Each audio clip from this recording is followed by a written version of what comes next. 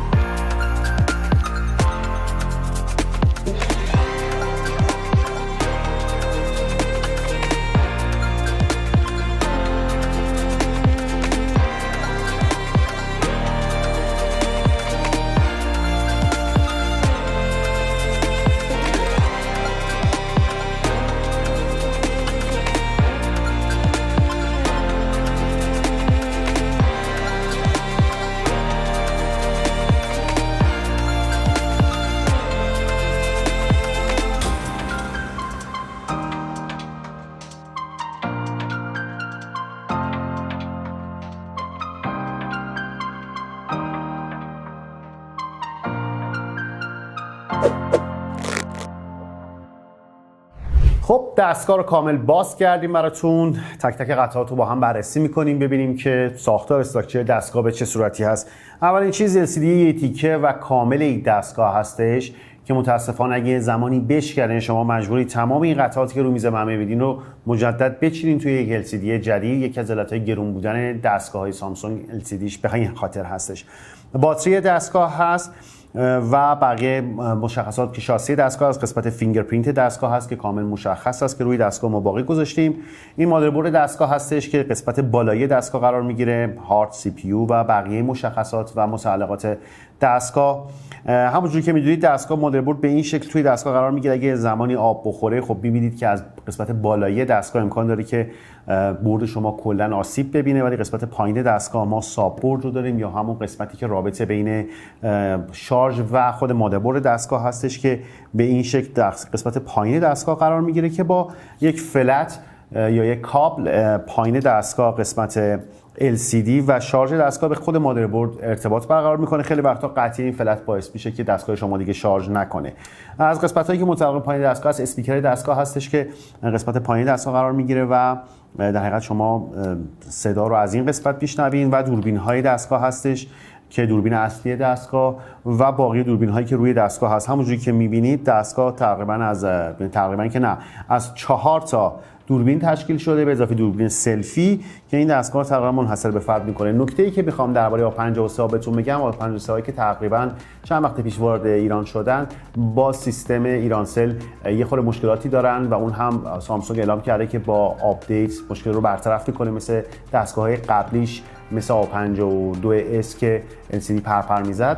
این مشکلات رو با نرم افزار برطرف میکنه.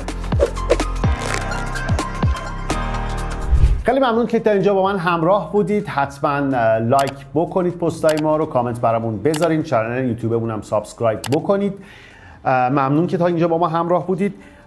میخوام درباره آسیب پذیری دستگاه با هم صحبت کنیم. همونجور که میبینید LCD یه تیکه و بزرگ این دستگاه اگه زمانی زمین بخوره اولین قسمتی که آسیب ببینه LCD شما خواهد بود. اگه دستگاه قسمت بالا آب بخوره بهش، همونجور که مشاهده میکنید چون مادربرد دستگاه در قسمت بالا قرار داره امکان داره که یه خورده خسارت جبران ناپذیری به شما وارد بشه، اما قسمت پایین دستگاه تقریبا میشه گفتش که از نظر آب خوردگی شاید بهتر باشه. برای این هستش که ما یک در حقیقت بردی داریم یا ساب برد ما هست که قسمت شارژ رو به قسمت بالای دستگاه متصل میکنه. واسه همین لحاظ اگه زمانی از پایین آب بخوره امکان داره که فقط سیم کارت شما، چون سیم کارت تری هم قسمت پایین هست، دچار مشکل بشه و دستگاه شارژ نکنه. خیلی آسیب پذیری دیگه این دستگاه نمیشه بهش گرفت و اینکه چون برد تک طبقه هست و دو طبقه نیست، واسه همین این دو مورد رو فقط رعایت بکنید از نظر آب و ضربه. همون هم که جوری هم که بهتون گفتیم، اگه یه زمانی دستگاه شما توی این دستگاه آب خورد دیگه نمیتونید رو به LCD برش گردونید، چون قسمت مادربرد و ساب برد شما اینجاست. بهتره که دستگاه رو به پشت برگردونید تا آب از روی دستگاه تخلیه بشه و به در پشتتون منتقل بشه. خانم آقایان، خیلی ممنونم که تا اینجا با من همراه بودید. تشکر میکنم، برامون کامنت بذارید، پستای ما رو لایک بکنید، بگید چه گوشی رو میخواین باز کنید، داخلش رو ببینید ما این کار براتون انجام میدیم. اینجا زوم لبه، قراره که همه چی رو باز کنیم و داخلش رو نگاه بکنیم. خیلی ممنون. کانال یوتیوب ما رو سابسکرایب بکنید. ممنون که تا اینجا با من همراه بودین. تشکر، ممنونم.